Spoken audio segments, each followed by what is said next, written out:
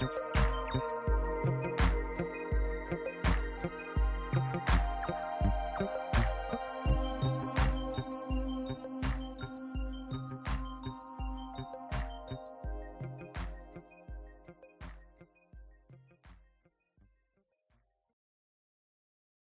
stop.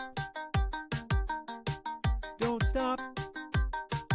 Like anyone should know. Like anyone should know. You brought the cheese into my life. You plopped it down onto a plate. You made me feel like you didn't know what you were doing. What you were doing. You brought the veg into my life. You sliced it up on that same plate. You made me feel like you didn't know what you were doing, what you were doing. But it was all a simple hoax. You knew exactly what it was. That charcuterie board, it changed my life. It changed my life, yeah! Don't stop. Don't stop. Yes, it is time to clear your throat. Was I on when I did that? Yes, it was perfect. It was perfectly timed. Me, mama, moo. What vocal exercises do you do? Wow. What do I do? I guess I do arpeggios. Arpeggios? Sure. Well, you're a singer. That's going to be a go-to for you. Right. Yeah. I just learned. I'm going to wait till he stops singing. He stopped singing. It's you, right? Isn't it? Don't give away the secrets. Oh, I'm sorry. Pay no attention to the man behind the curtain. Absolutely. Okay, yeah. So that was something. Oh, Nick's already here. Look at this. Hi, Nick. Hey, hey, everyone. We're gonna go cold. Just gonna go cold. We're not gonna do our usual, 5-minute banter. Well, no, I still prefer that you do. I'll just be silent. That's okay. So Nick's gonna be silent for a minute. He's gonna just stay down there. Actually, you know what? I'm gonna push you back to the audience, Nick, if you don't mind. There he goes. Whoa! Oh no, he's been thrown away. So yes, that was me. In that, I always wanted to ask about the charcuterie board that changed your life. What was on there? What was the cheese? What was the salumi? It was a hard cheese. Yeah, like a. Gosh, I want to say it was a like a cow's milk. Yes. Yeah. Yes, it was like a cow's milk cheese from Georgia, I believe. It was just like a Georgian cheese. That's okay. Now that sounds like a country song. The Georgia cheese that changed my life. Yeah. Yeah. Well, we'll throw it into the machine and have it spit it out as a country song next. We'll talk about that in a minute. But also there was prosciutto. Prosciutto. Oh, good prosciutto. Can't go wrong. A nice hard cut salami. Yeah. Some nuts, some unsalted nuts, a raspberry jam, and some honey, and maybe some stone ground mustard on the side. Oh, you gotta have mustard. Yeah. I don't care what it is. Well, it can't be yellow mustard, but yeah, no. Some spicy brown, some stone ground, maybe an brown. exotic flavor that you picked up for some reason at a vineyard in Sonoma. Whatever, Maybe even an interesting color. Do they make interesting colored mustards? I don't even know. I think the only interesting and interesting, I suppose, is as far as I would go, is I saw a green mustard, but it was a wasabi infused thing. Oh my God. And I kind of felt like there's such a thing as horseradish mustard. You're gilding the lily a little bit, but yeah, I get it. And then kind of like, when you put that in your cabinet and pull it out 9 months later, how do you know if it's any good anymore? You don't. No, you don't. You just have to trust. You got to roll the dice. That's right. All right. We all take a gamble every day of our lives. We do. So some heroes don't have capes. Mm-hmm. Yeah. It's true. But let's back up a minute. Let's talk historical procedures here. All right. Let's come to order. All right.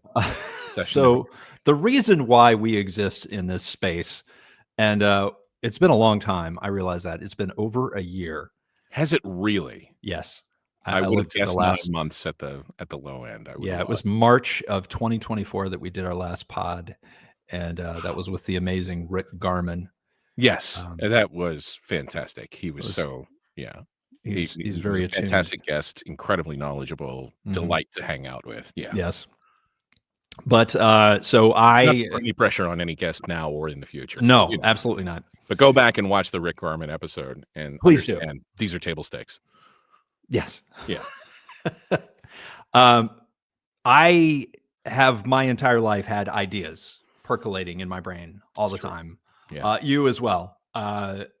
Mine take the form of being absorbed by a 60-foot guinea pig that sits just off to the right of my house. He's very large. He swallows them whole. I never see them again. And maybe one day he'll start spitting them out. I hope that happens. He is well fed. Yeah. For you are a font of ideas and thoughts and inspiration. Thank you. I appreciate that. And I mean that for real. I do. Even though generally my demeanor is, salty, surly, and sarcastic. But you are the salty to my sweet, I guess you could say that. It's true. It's true. Well, I have similar ideas. I mean, I throw mine to your guinea pig. And then the rest I have, I actually, it's out on my desk right now, but I keep a little field notes book or something like that. Yeah. Yeah. And we'll constantly write things down in those of like, here's a scene or here's an idea for a plot line. Right. I've got one I'm trying to hang on to. I'm trying to keep a strong idea away from the guinea pig. So I see. I'll actually do something with it right now. Well, he has an extreme gravitational force, so you might want to watch out. It's he's his the pull of his Newtonian field is sure somebody out there is dying right now with however. Well, he has a white dwarf heart, so that's part of it. Sure. Right. He would be a gas giant were he or maybe he is a gas giant. You'd have to tell me. Were he not a rodent? Exactly. Right. Yeah. But essentially, it's all about ideas. It's all about creativity and the fact that we have ideas throughout our lives that never see the light of day. Yes. What happens to those ideas? Do they continue to percolate? Do they come out at some point and just overtake us? What? That's the journey we're on. And so it's interesting that we have the guest that we do today. We have a guest? We do. Those who weren't on earlier may be surprised by the fact that we have a guest. Right. Because I can't, our creative engines are changing. Yes. And I don't think there's any way that we, as the last holdouts, can stop it. This transition is really smooth. I know. Did you use an LLM to create it? I did not. I did not. And so I have trained my own mind. Yeah. In a way so that I can easily come up with ideas, and that's called improv. Right. So I suggest everyone does that. You are intimidatingly good at it. Oh, thank you. Thank you very much. But anyway, yes, our guest that is going to come up to speak hosts their own podcast known as Not Replaced Yet. Still to be delivered on YouTube, I believe. I'm hoping it happens soon. Unless I'm wrong, and I just don't know. Is he doing it right? Is he like front loading and getting like 6 episodes in the can before he actually tells anybody this is happening? I think he is, and I think he's probably got more than 6. Seems way smarter than you and me. Yeah. But I met Nick through our theater community. He is also a fellow thespian, as well as being a web developer, designer, creator. And self-proclaimed expert on all this AI that's going on. He may not be the expert, but he is an expert to me. He knows much more than I do. Yeah. So, we're going to bring him on. Bring him on. Let's meet him again. There he is. Hey. Hey. How's it going? Hey, guys. Good. How are y'all? I'm doing wonderful.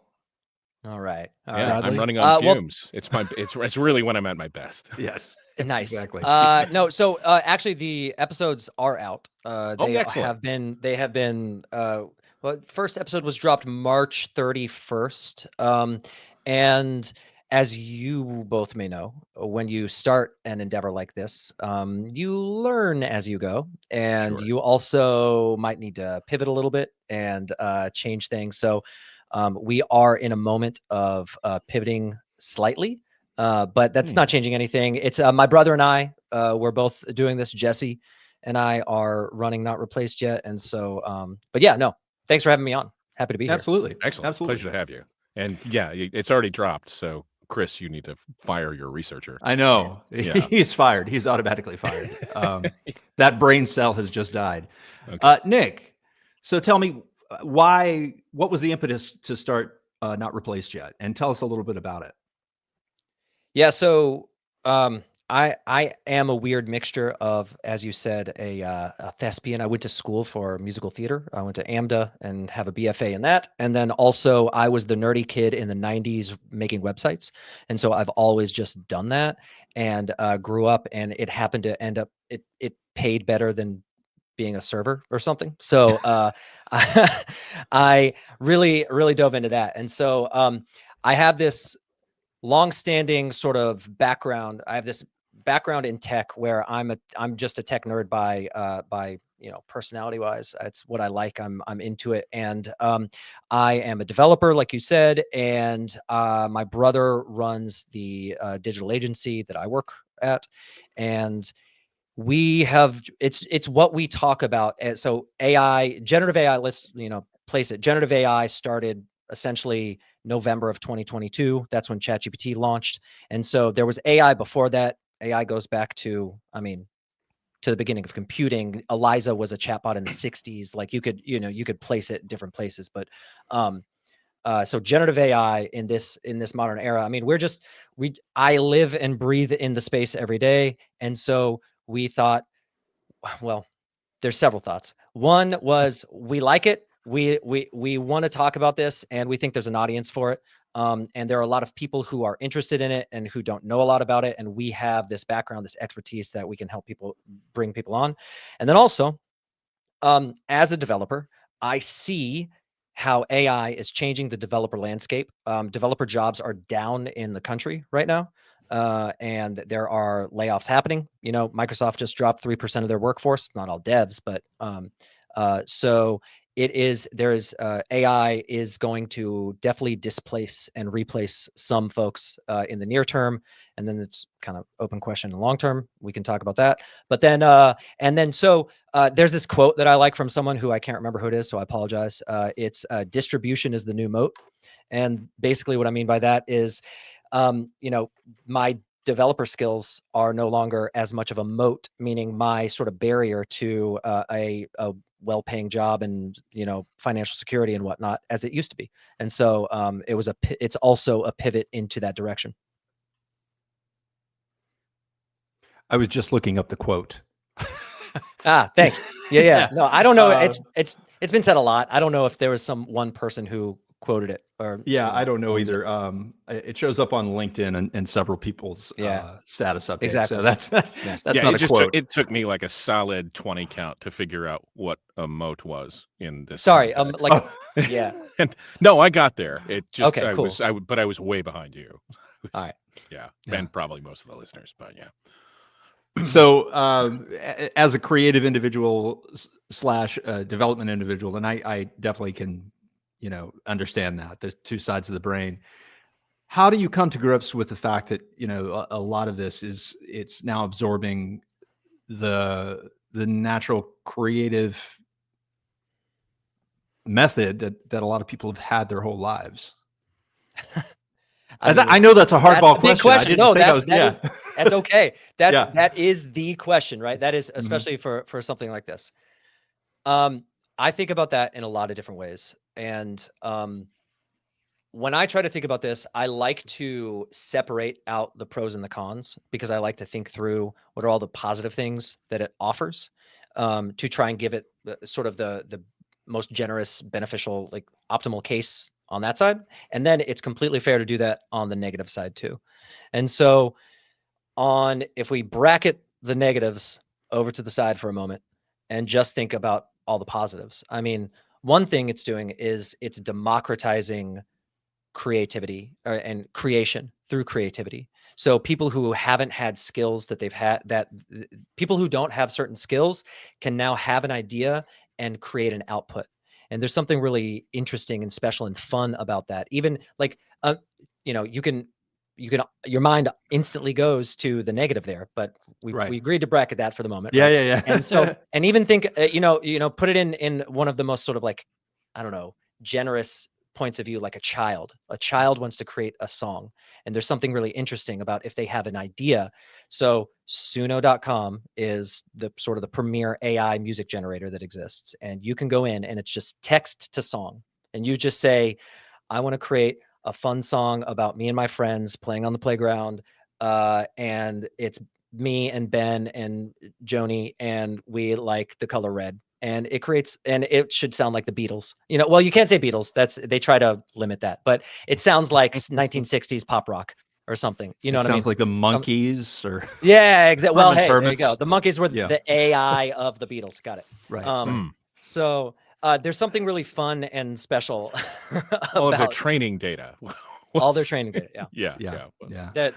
And okay, so I think sort of the democratization of creativity is really interesting, in my opinion. I think there's something, I don't know, I like it. And then also it's an amplifier. I mean, I use it.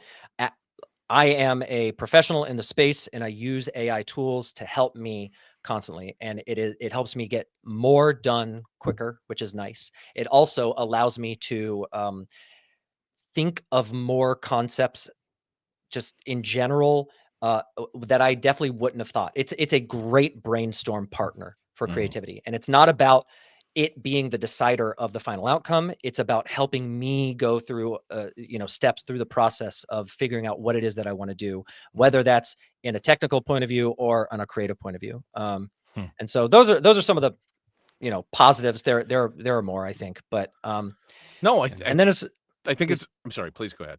I don't want to cut off your point. No, I was actually about to pivot. You make me think of. I'm sorry, it's getting hot in here. You make me think of when I was a young dev, and I remember. Well, it was a long time ago, and I was looking for some really, really reliable code to create a navigation image rollover. And I was having. We all trouble. remember that. Yeah, don't you? Yeah, you want browser compliance testing? Please kill me. Right. But anyway, I was looking for some code. I couldn't find anything that was working in the environment that I was working within. And one of my colleagues came over and said, "Oh, just go into," I don't think it was Dreamweaver, but it was like a Dreamweaver kind of thing with like all these prepackaged libraries and functions. And he said, "Oh, just get it from there." And I said, "I feel like that's cheating because I didn't write it and I don't understand fully how this works. And I don't feel comfortable putting it into play if I don't understand it front to back." And he kind of rolled his eyes at me and said, "Why are you forcing yourself to do something that somebody else has already done and done better than you will, and letting that and riding on that so you are free to do more up-to-date things, to do more creative things, to work on bigger, broader things, and leaving that behind you?" And obviously that stuck with me for a while. What you just said makes me think of that moment in my life of like, are you using it so that you don't have to spend 3 years studying, whatever it is, and you can free yourself up to do, the next generation of work? I think that's probably a gracious way of putting it. Yeah, I mean, one, I definitely resonate with that example. That was my life for the longest time. I was trying to think about it the other day. The last job that I had that was not like, I've been a full-time dev since 2008. Okay. As a professional. So my last job was actually Circuit City, RIP. And You guys might know. I mean, Van Doubleday was my oh yeah. manager. Well, at Bradley Circuit doesn't City know back in Van the day. because Okay. Bradley's not from Savannah, but yeah, Got I it. know Van well. Yeah, you know Van. So Yeah. he was my manager. He hired me there, and then I had to tell him I quit to go take my first full-time dev job. But I agree. Like, so there is something. For me as a dev, and I know we keep talking about dev stuff, but and this is a show about creativity, but it's all wrapped up. But yeah. like one, it has legitimately 10x'd my development skills, because your example is, I mean, did you ever use the website like Stack Overflow or anything Oh like yeah, that? yeah. Eventually. Yeah. So Yeah. okay, so you know, my life was an endless amount of Google searches on Stack Overflow for whatever, you know, jQuery thing I needed to implement or something, you know. And so then this, you know, I use a tool called Cursor now. It has all the LLMs built right in, and you can have your entire code base inside the IDE, and you talk to your entire code base with, you know, I use Claude, but whatever. And so it's the same thing. It's okay, this tool now can do this set of things so much better and faster than I can. And then what it's done is it's given me more time to actually spend on interesting parts.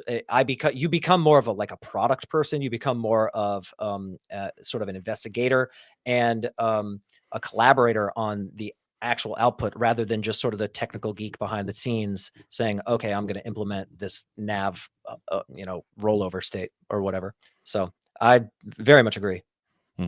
Interesting.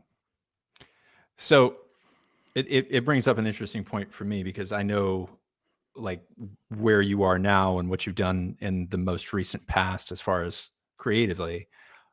How did you get back into like a creative endeavor, like being on stage? Oh yeah. Well, I'd left it for a long time, actually. Right. So I was out in LA for 10 years. I went to a school called AMDA, American Musical and Dramatic Academy.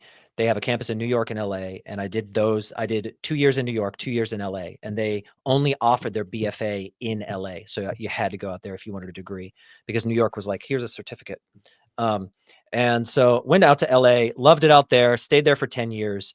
And then the LA scene was great, and I did stuff, and then I got lazy, and I did other stuff and got lazy, and you know, it was a classic story of I don't know if it's classic, but it was a story. And so the old anyways, story of this is hard. Yeah, exactly. Yeah. Yeah. It's so much easier to stay home and watch Netflix. But no. So eventually I sort of fell out of performing, and I was with my girlfriend, my now fiance, Brittany, who was also wonderful performer, by the way. doing the thing. She is amazing. Yes. And she, you know, she was, you know, it got to that point where I was like not auditioning, and she was hitting, you know, still grinding and doing the thing. So anyways, I left it. And then for a long time, I didn't do anything. Did a random musical on Kauai, Next to Normal. She and I played brother and sister, Brittany and I did. And then after that, it's like that moment afterwards. Hey, it's creepy. They're kissing after the show. Exactly. Did you see those two actors? They didn't seem like holding hands. Yeah. I mean, well, they are artists. Sorry, go ahead. No. And then I moved back to Savannah. I moved back to Savannah, and I had worked at the Savannah Theater when I was younger. I went to a show once, and it was actually, I reconnected with Shannon Zoller. Wonderful I knew her person back in the day. Yeah. Shannon Kwon Fung. Sorry, I'm gonna keep a strike count on the Savannah in references. Yeah. Sorry. And she said that they were auditioning for. Oh, I went to her for headshots because I was going to audition for Once. Shout out to Ryan McCurdy. Oh yeah, absolutely. And I was going to audition like for 4 that. strikes now. And she was like, "Oh, but by the way, we're also auditioning for Drowsy Chaperone." And I was like, I love Drowsy Chaperone. I was in New York City when it premiered on Broadway. I was like obsessed with that show, and so I was like, "Oh, never mind, I want to do that." So I auditioned for that. So Drowsy Chaperone was your first foray back. That was my into return. Theater. Oh wow, absolutely, okay. Amazing. And incredible performance. I enjoyed it so much. I was almost on stage with you, but I had something else going on at the same time. I was supposed to be the servant Okay. And yeah, and do that with Michelle Turley. We were gonna kick it up a notch, I'm sure. But anyway, So good. that's in the past. I was curious because that never leaves you. I know that when I've done drier things, when I'm doing coding or when I'm doing IT work, it's always like at the back of my head, this pulse that needs me to get into a more creative mode. And of course, with development, you can kind of, use that tool to some degree, but for me, it's like, I can't not do it now. I can't not be somewhere doing something creative. So I was just interested in where that came back. Yeah. Maybe No, and over-explained. no, well, after my long-winded story. Yeah. No, it was very. I love it. I've always loved it. I was like I was the nerdy kid making websites in the '90s, but I was in choir. I came to. I'm a musical theater guy. Like it's just, I don't know. It's more so than like a straight play or something. Like it's just where my heart's at, and I have the BFA in it. And I came to it as a singer, and I didn't start until I was 17. My friend, you might know, who also went to AMDA, Stephanie Seeley, back in the day. Mhm. Yeah. She and I went to AMDA 7. together. We drove to LA. We drove out to LA together. She asked me, they needed guys to do Kelly Miley's production of Les Mis. That was like 04, maybe something like that. And so yeah, and then I was like, oh, this is a thing. This exists. Oh my God, I love it. So Wow. So you were yeah. 17 when you started doing musical theater. Yeah. Wow. Okay. And then 2 years later, I was in New York City. 2.5 years later, I moved to New York City to pursue it. That's amazing. Bradley, what is your theater background? I know we've discussed this a little bit. What is that? Why we're here? Yes, we're talking about theater. It's creative. I started in choir as well. I was I started in church choir pre-kindergarten, and thanks to my mother and my grandmother, I was dragged all the way through, I think, the age of 12, singing. And then I don't know, somewhere around 13, I found a local community theater that offered classes, and quite kind of the opposite. I started in musicals, and I was like, oh, this is fun. And then I auditioned and got a part in a regular a straight play, whatever you want to call it. No music, just dialogue and exchanges and so forth. And I was like, this is it. And then, yeah, I wound up the theater school at DePaul University, formerly known as the Goodman School of Drama, and got my BFA in the prestigious acting program, and worked in Chicago for about 4 years. And and then kind of, I don't know, Nick, I don't know actually if either of you had a similar track, which was, I was in a play, and I was tending bar, and I was doing like some walk-on pieces with the opera, and was sleeping like 6 hours a night, and I still wasn't going to be able to pay rent. And I just decided I've got to do something. I had always been a secret nerd. I had been learning HTML and JavaScript on my own for no better reason than I thought they were really cool. And a friend of when mine, you say that, you have to push. Yeah, definitely. And they were pretty cool, Yeah. Right. Yeah. I know my arrays and my vars were second to none. But yeah, I got into that, and I needed a real job, and a friend of mine got me an interview with a young consultancy at that point, and this is before the .com bubble. And they just brought me on immediately, and I got to go to some pretty cool places and work on some pretty cool projects, and eventually all the theater just kind of faded away because I had no outlet. I had no access to it. And then I think we've covered this before. Several years ago, I was doing VO internally at my agency, and I was doing demos for pitches inside the office.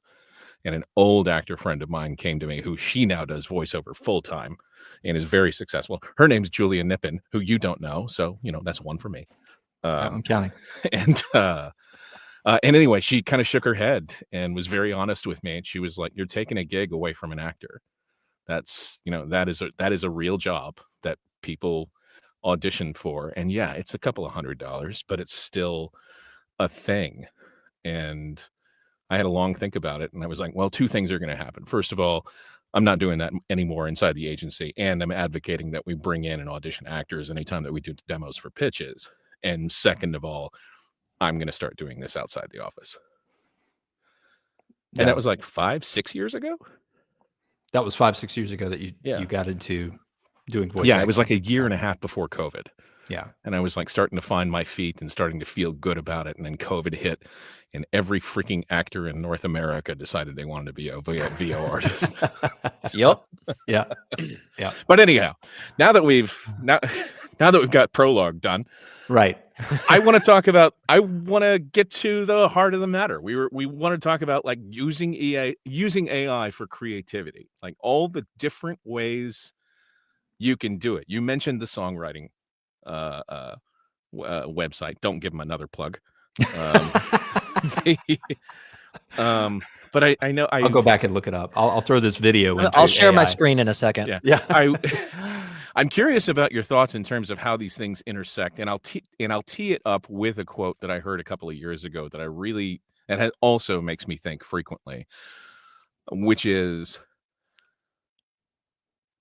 it's overstated that so many people are going to lose their jobs to AI, but the speaker at the time felt strongly that what's going to happen is that the jobs are going to go to the people who know how to incorporate AI into their workflow.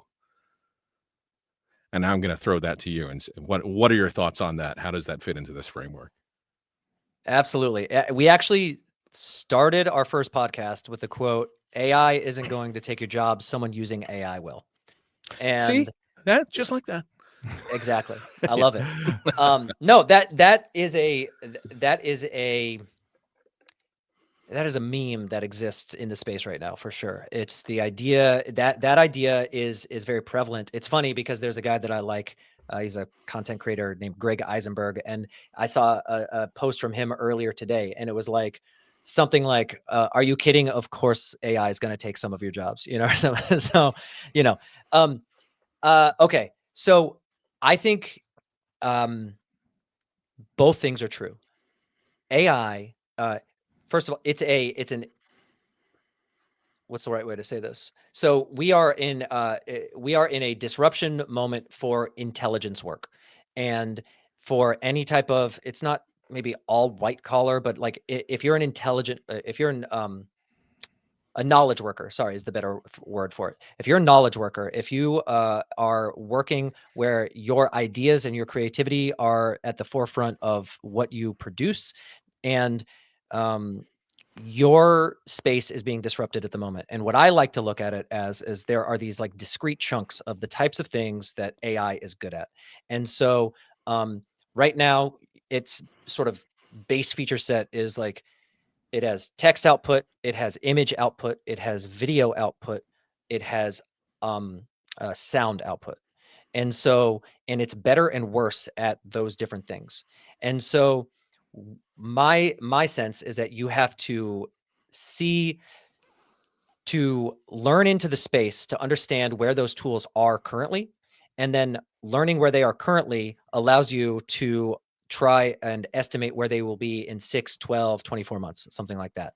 And so AI will definitely take some people's jobs. That's just straightforward. We already see it happening. It's not will, that it already is. There are certain companies who have said who was it?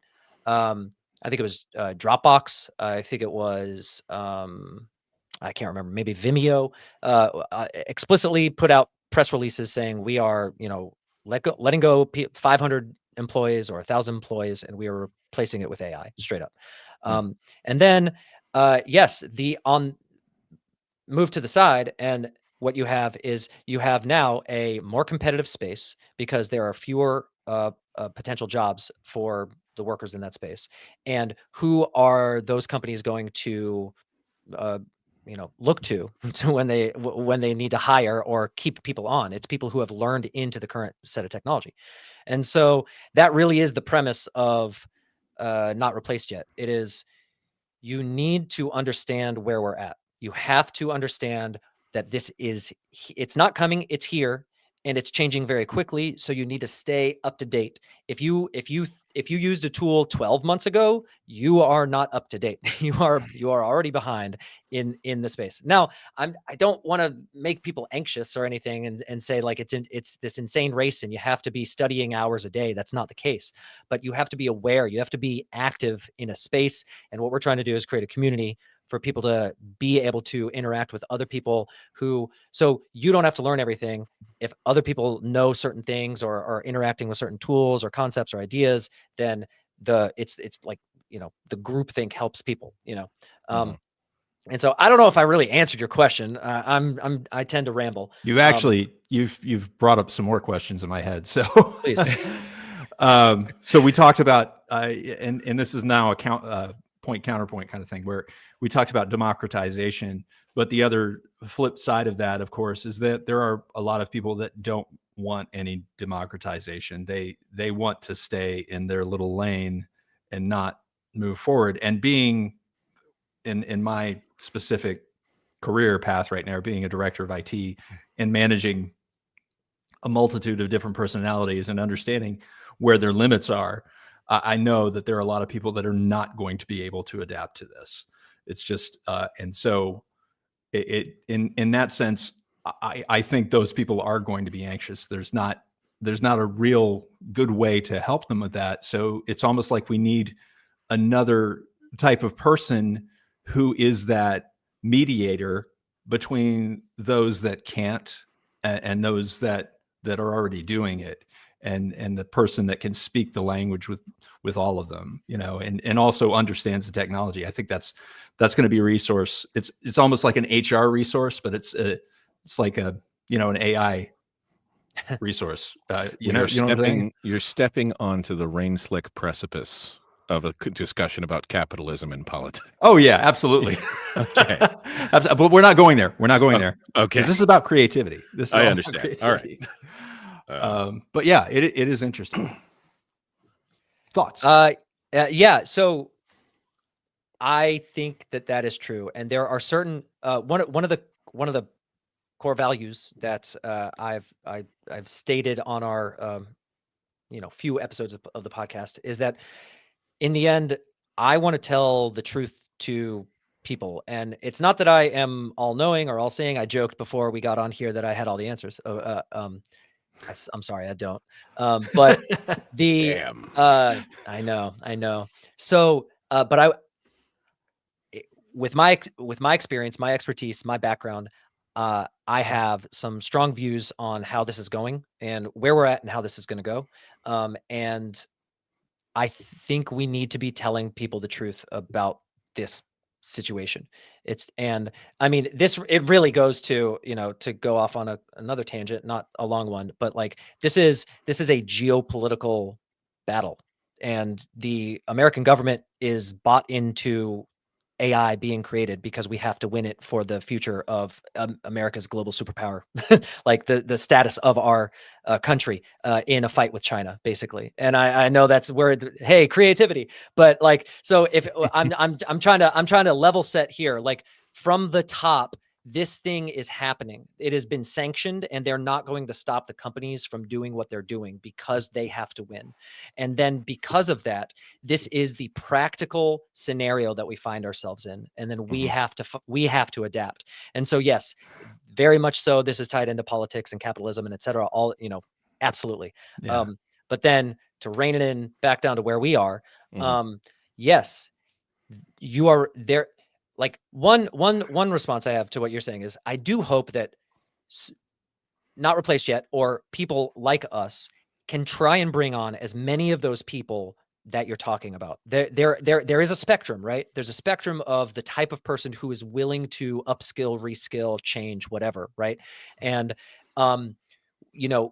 even those who are just on the edge, we hope to try and pull them in. But then yes, there are people who just will not change, will not learn something new or change their ways, and that is a part of my idea of just trying to tell the truth of what I think is the case about the situation we just find ourselves in. And so I love your idea of, I mean, it's helping them reskill into something else, and that is an open question. And I mean, the joke in the Obama era was learn to code, for all the truck drivers that were going to be, all the fired. coal miners, all the coal miners just learn to code, and now all the coders need to learn to need to learn to mine, learn how to like mine that's it. Bitcoin. Learn how to mine. They need to learn how Exactly. to mine Bitcoin. Yeah. Yes. Sorry. And so it's I don't have that answer. It's something that needs to be deeply considered. And then of course you always bring up everyone in Silicon Valley loves to bring up UBI as like the answer of like tax the robots when they're making all the money and then redistribute the money for universal basic income. Yeah. Thank you for defining that for me. I'm sorry. No, it's okay. I knew. No, I didn't know it actually. I didn't know. I've heard the term. So yes, we gotta talk. Yeah, it's okay. Right. It's okay.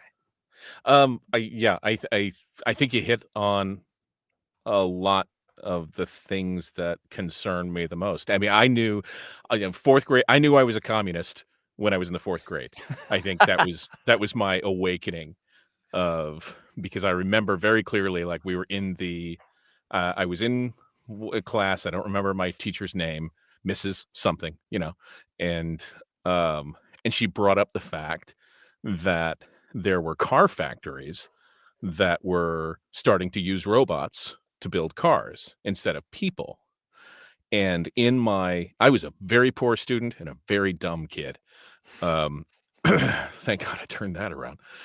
But my honest to God thought when she said that was, well, that's really cool that all of those auto workers get to go home and robots do their job for them, thinking that they would still enjoy an income. Sure.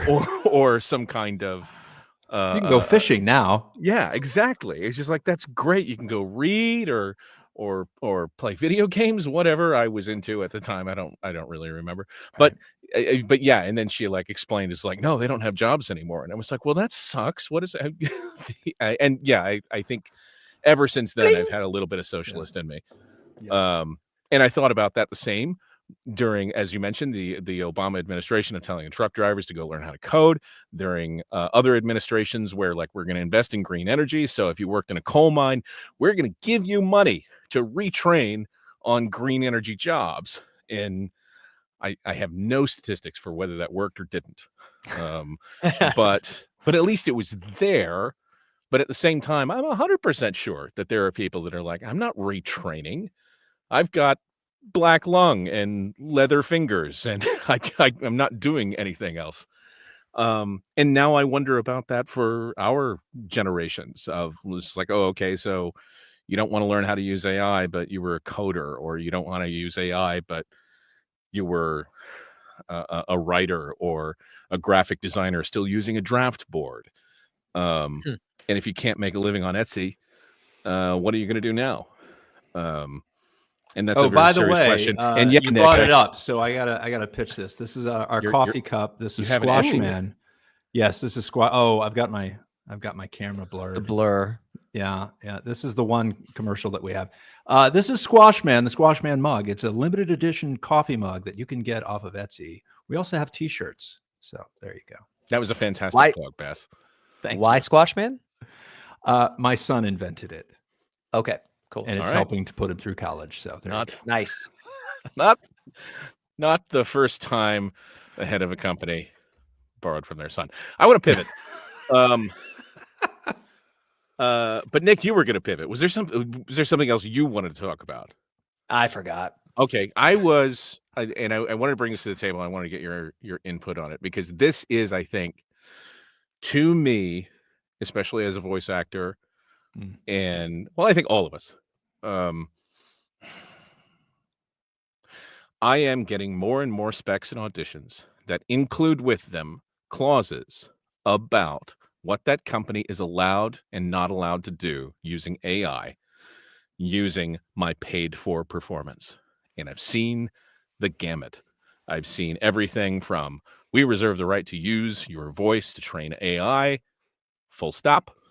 I've seen the other end, and I've told a couple of people about this. I won't say, actually, I don't even know the company. I just got the spec and I said no.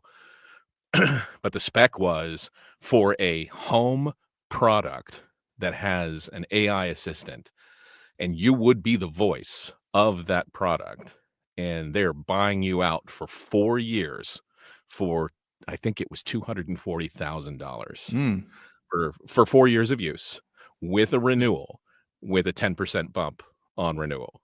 And I thought, that's not the worst offer I've seen, obviously, because I mentioned the other one.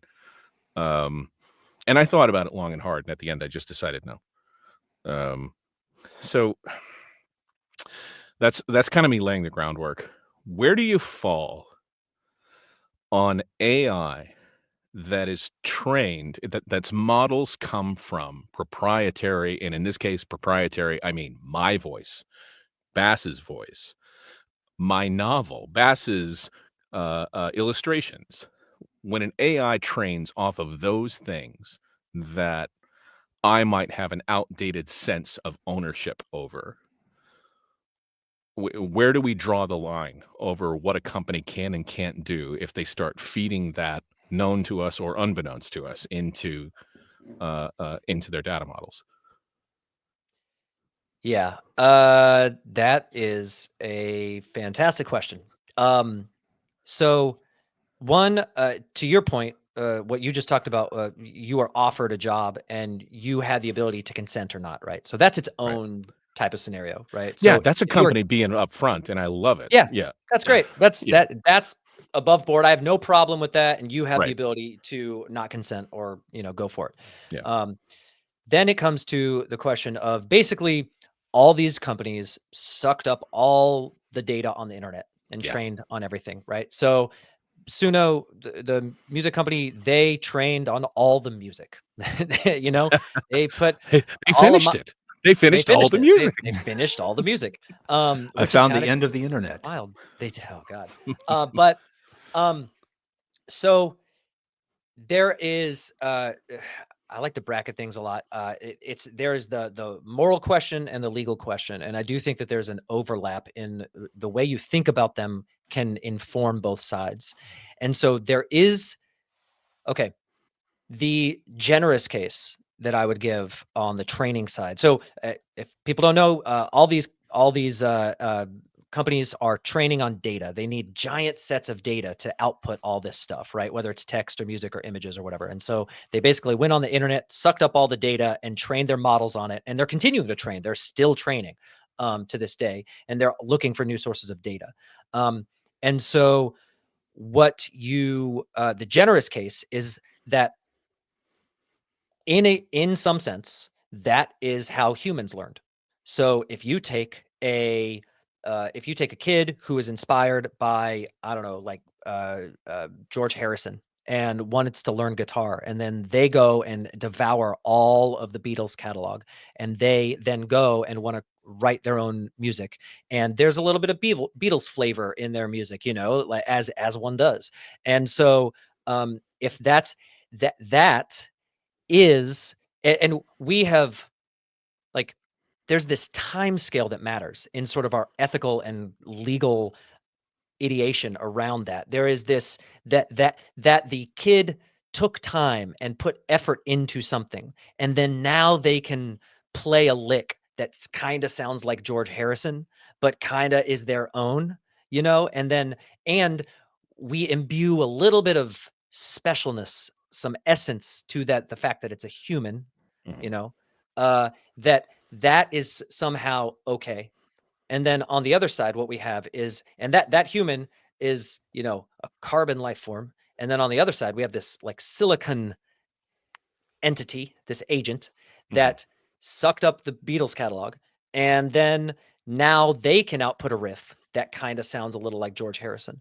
So you can map. There is an argument to be made, and truthfully, that's going to be largely on the legal side of the argument, because I believe eventually this will go to the Supreme Court. And like I said, I think my pick is that the government is. I was going to say the money will win. Yeah, Yeah, exactly. Yeah. But my strong opinion is that it's because of the government will not stop them from training because we have to win the AI race. Like that's Sure. and it's gonna affect I everything understand that else. imperative. So, Absolutely, I do. yeah.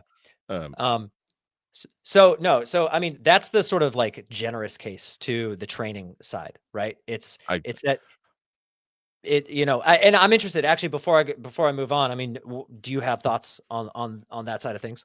No, but I'll come back to. I mean, yes, but Okay. you're our guest, Yeah. and that would be Okay. rude of me. So, all right. Yeah.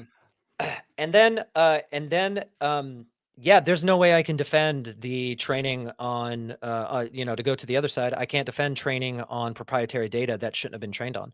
And there is I think that there's some clear-cut cases where data should not have been trained on. There are some clear-cut cases where, look, you posted something and we don't read terms of services and we just put our information out into the world. Right. And there's kind of it feels maybe a little flippant on my side, but like, c'est la vie. I mean, that's just what it is. Like you put something out there and you didn't know that it could be trained on. You didn't even know this was coming, but it is what it is. And then there's a gray area, and that's of course it's always in the nuance in the gray area where the sort of tough ethical questions live. And so for me, I just intuitionally lean towards not I can't support or defend the fact that these things were trained in that way.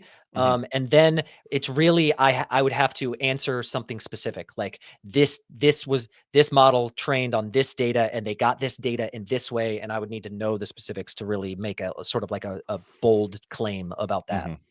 Okay. That makes me think of several things. The first thing that makes me think of, which makes me really sad, is haunting back to the times that all the heads of search engines and social media testified before Congress, and it was made abundantly clear that nobody in Congress understands what they're talking about. So my deepest fear about this is, as you mentioned, it's going to wind up before the Supreme Court, and let's just not name names. Let's say somebody on the court, all 9 of them, has that none of the 9 have any clue, nor do they have any. Oh God, the word just flew right out of my head. Nor do they have the humility to say, we don't know enough about this in order to set precedent. Unless somebody wants to write us a big fat check for a speaking tour. But anyhow, but that just terrifies me, that know-nothings and people who are set for life are the ones who are going to be ultimately making this decision that's going to impact the rest of everybody else's life. That's a totally different thing. Where I'm really interested in, and I'm not saying you have the answer, even though I am just going to say you said you had all the answers. But that'll be on my next mug. I think where you draw the line is really interesting. You mentioned, I'll track back to your example, and please forgive me if I get it wrong. So a kid learns the Beatles songbook and really loves George Harrison, and writes a song that is like inspired by George Harrison, and that's very, very clear. And then like that's 90%. This is not a thing that you can quantify. But just for example, it's 90% inspired by George Harrison and 10% that's their own thing. That's the thing that they brought to the table. And that ultimately, as a creator, if that person is successful or sticks with it or continues to have their passion for it, that ultimately they build on. And the argument there that I see is you almost have to make a philosophical decision about where that other 10% came from. Can you prove to me, or can we reliably suggest that 10% wasn't just influence from somebody else and was only passingly or vaguely or overtly aware of it? Because we know for AI that it had to have come. If you said, write me a song, it's 90% George Harrison and 10% Dealer's Choice, it would still learn that 10% from someplace else. There would be, it wouldn't have any sort of original creation from nothing, even though what it put together from all these different pieces has never been done before. And I think that becomes the argument of like you say, well, the one of these came from a carbon entity, and the other came from a digital entity. I'll shut up there. No, very well put. And so then it raises the question of what is human creativity. Now, look, I mean, I'll just, to lay my cards on the table here, I'm a materialist atheist who doesn't think souls exist. So like, that's where I'm coming from, right? Yeah. So like, we prefer them. Yeah, there you go. So I do not put anything into, I do not see any special essence coming from the carbon-based life form versus the silicon agent. I don't think there's no evidence, in my opinion, although, I don't know if you're conscious. Well, we don't have to get into that, but I hear what you're saying. That's not where I was trying to go. Okay. And all right. I didn't mean to sort of imply that. If I did, I was expressing myself poorly. It's really about, it is where you draw the line of like, are we, I think we're rooting back to something you said very early in the interview, which is, as humans, do we really possess any creativity? Or are we just mixing and matching and meat grinding all of the things that came before us, all the things that we've been exposed to in our lives in this rather interesting neural network between our ears? I see. That's just it. I personally lean more towards that. And that we are the sum of our experiences. We find ourselves in a situation and thoughts arise in our brains. We don't even author our own thoughts. We realize we've thought them after the fact that they have arisen. And so in that way, there is a question of where did that come from and how did it get there? And what were the precursors to that specific thought happening as opposed to another specific thought happening? And so it is, my take is not going to be a popular take amongst the masses because most people don't think that way. But I believe that's the most evidence-based version of determining that, thinking that. I think for 99.99% of the cases, I think I'm probably going to agree with you. And no spirituality connected to it. I really do believe there is sometimes a spark, and call that spark just a connection that a large model would never make, or for whatever reason, or that was just statistically improbable that they would make that. That's my opinion. Please. A question for you.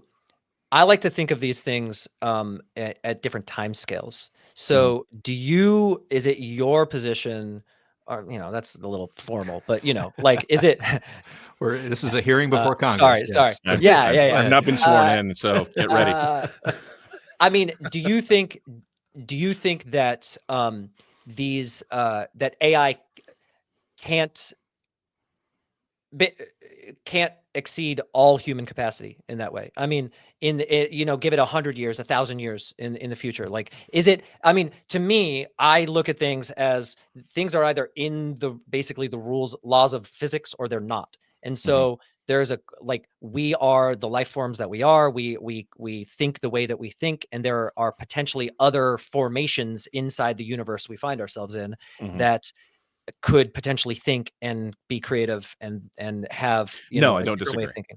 Okay, so then in that scale, like, the spark could be made by other types of life forms and other types of, like, aliens. I mean, if we're talking about aliens who come down, who are we're gonna have a different podcast on that. I've just read. Okay, cool. I just read Imminent, and my head is not so good on aliens anymore. But please go on.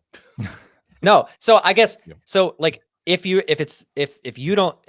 not like in the camp that, like, there's just something intrinsically special about humankind in this way, then I don't see why there's like no limiting factor for some other type of being, agent, entity that can't have a similar type of process. And so we're at a current place right now where these models are not conscious, they're not having subjective experiences as far as we can tell, and they're not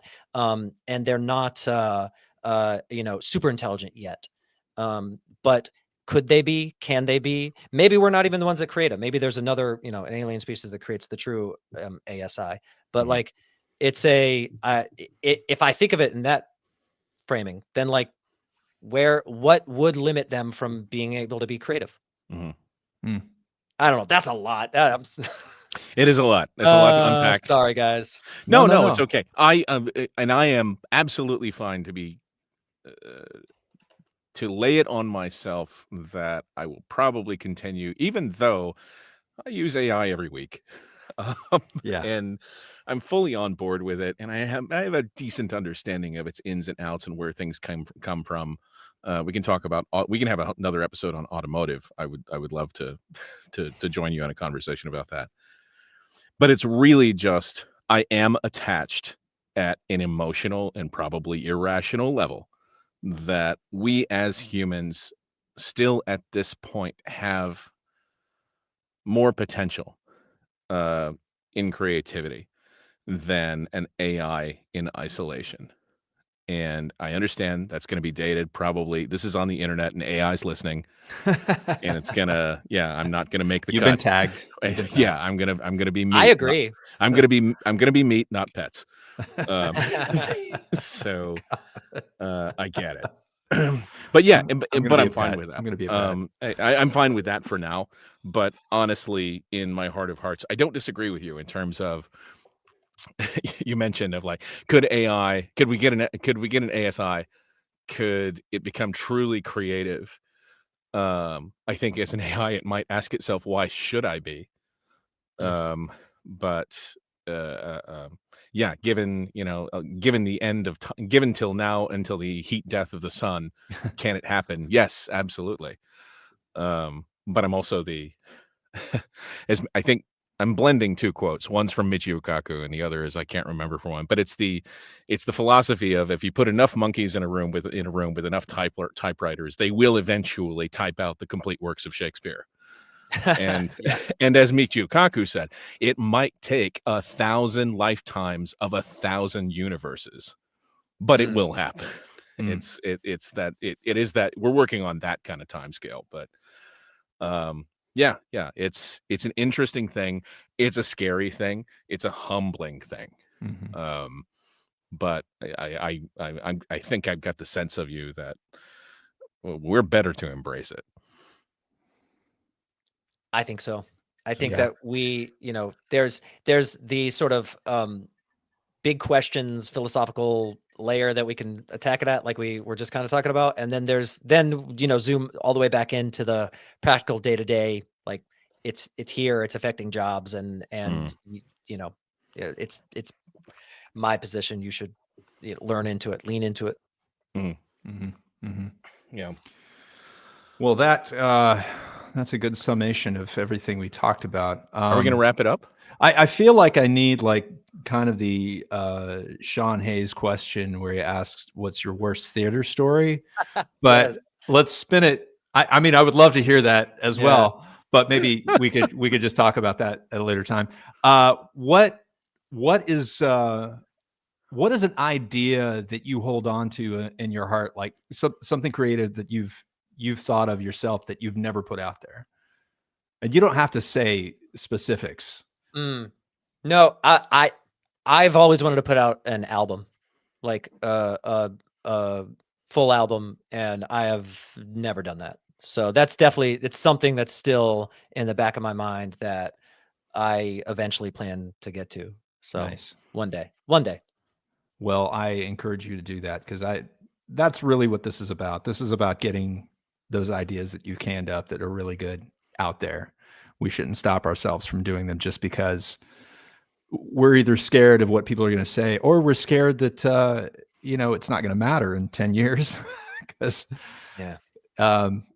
some technology is going to be doing it better than us. But we shouldn't be afraid of that. So anyway, so we're saying use technology as your ally. Yes, absolutely. Yeah. Use it as your ally. I mean, you mentioned it. You've used it in the past couple of weeks and past months, and I have as well. I'm working on an animated series. I had the first scene done, and I was like, I don't know what I'm going to write in this next scene. And I was gonna give Bradley a call. I was. And then I said, hey, Copilot. And stay with me. I could ask a model trained on the vastness of literature. Yes. What it thinks. Yes. And it's a good take on it. I do need to tweak it quite a bit, but it's a good starting point for me. And it's if we can use it as a tool to enhance what we do and make things better, I think, as creatives, we can make things better. Just saying the same thing twice. Should have had AI write it. Damn it. Didn't get that far. No, well, I'm interested. I mean, I know we're wrapping up, but what you said you used Copilot? Yes. Okay. Any specific reason you chose that over some other tool? I had Microsoft Word open. Got it. There it is. All right. Aha. Cool. It was what was within arm's reach. Right. Exactly. Exactly. Oh. I'm lying in bed. Yeah. What am I going to reach for first? Well, those stale crackers are right there. I want to do a part 2 of this conversation. Yeah. I think we should invite ourselves onto Not Replaced Yet. Oh, yeah. That'd be great. Just bombard Nick. And I'm sorry, was your brother Jerry? No. Jesse. Thank you. And he's the much more, do you guys know the scale? There's a doomer, gloomer, zoomer, boomer scale. Do you know that scale? It's where you are in what you think about AI. So like the doomer is the person who thinks AI is going to destroy humanity. The gloomer is that AI won't destroy humanity, but it's going to, take all the jobs and, humans are going to be worse off for it. And then the bloomer is that AI is good, but we have to be careful. And the zoomer is like AI is perfect. So just go, like everything, just scale it up because it's going to solve all the world's problems. Give those people some lithium. Yeah. So anyone who's a zoomer, I just instantly distrust. So, but it's interesting. And so like, he is what, and you are what? I'm the, you know what it is? We're both like gloomers and bloomers. I'm more pessimistic. He's more optimistic, and we like overlap. There's like the Venn diagram. So it's not pure one camp or the other, but it's just it's a good, counterweight to have, because especially for me being the more pessimistic one. Nice. Awesome. Yeah, this really, sincerely, it makes me want to talk about 3 connected, but it's going to cost us another 45 minutes. Yeah. And Chris never edits these. Nice. It's true. It's true. I don't. You just drop it. Point? Yeah. Just drop it like perfect. It's hot, It was perfect. Perfect as is. Perfect as the new pontiff. Exactly. Well, Nick, thank you so much for joining us. I really appreciate it. Saying yes. That is what it's all about. This creative journey is about saying yes. So even just coming on this podcast, you said yes to something. So Bradley, any final thoughts? Yeah. Well, first we're gonna ask Nick back for a second appearance. Yeah, absolutely. Now, at the pace we're going, it might be next year. Right. Which will be our next episode. Episode 7, 2027. Yeah. I've had 2 callbacks in the last week. So no, I think it's been really illuminating. I think you've laid some, you brought some great points. Obviously, you're uninformed and personable individual, as well as a theater kid. And we love theater kids. That's it. We all theater kids deserve love. Doing jazz hands. Yeah. And awesome. And on that note, speaking of deserving love, Bass, what you should do. Go visit your mom. Go visit your mom. Yeah. Yeah, that's it. That's it. All right. I'll see you soon, Mom. Thanks, everybody. Bye. And Extreme now.